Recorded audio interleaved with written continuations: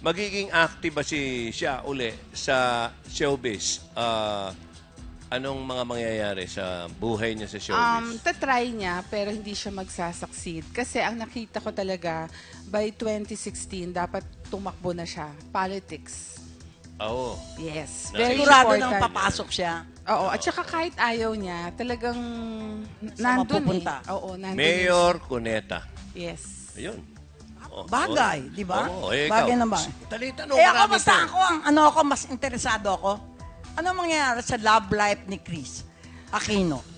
Magiging makulay for 2015. Meron yan. Meron Bakit special makulay? Every someone. week? May bago? Magkakaroon ng bagong boyfriend? Hindi, may special someone na yan. 2015. Ngayon, sa ngayon. Sa mo may love life siya? Meron. Sino? Ba't di namin nadidiskubre? Ba't di mo tanongin sa alaga mo? Kanino? Sino ba alaga mo at kaibigan ko? Oh. Alam niya, ha? Hindi. Ito wala sa sarili. Oh. Bakit? Hindi. Ang itanong mo, yung tungkol kay pare tsaka kay alaga mo. Kay Pauline, tsaka kay ano? Eh halata namang hindi magpapakasal eh. Ba't ikaw ba si Maricel? Ba't ikaw humuhula? Oo nga, sige na nga. Ano nakikita sige mo? Sige na nga, Maricel. Ano ba yun? Mag-end ba sa altar? Baka O maging, mag-e-end? kasi yung bang sasabihin mo, baka maging guide din doon sa dalawa eh. O yan. Hindi ko kasi nakita yung marriage for 2015. Pero there's a possibility magkakaroon sila ng baby. Mas nakikita Akala ko ba yun.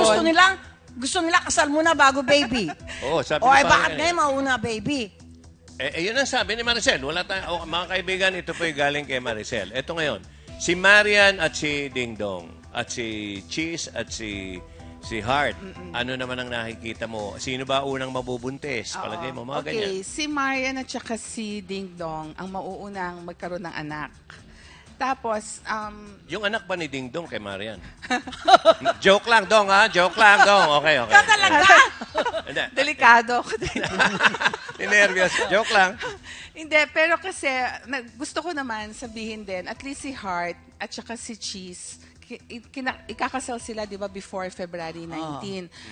Good yon. Kasi kung nakasal sila after February 19, eh yung sign ni Heart, which is Year of the Ox, hindi good for the Year of the Sheep. So baka nagkaroon pa ng problema. So dahil February 15 sila papakasal, better. So, unang magkakababy, ayon kay Maricel, sa mga Yes, charting niya. Marian and Ding Dong. di ba? Ding Dong at Ayan si na, si Marian at si Ding Dong una magkakababy. Oh.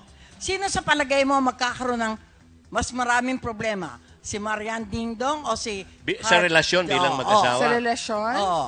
Sino mas magtatagal? pareho sila magtatagal. Oo. Mga 1 taon?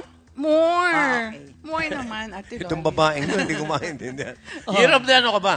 Magkasundo kasi sila. Talaga Ayoko magkasundo. sabihin, para hindi mo malaman. Year of the...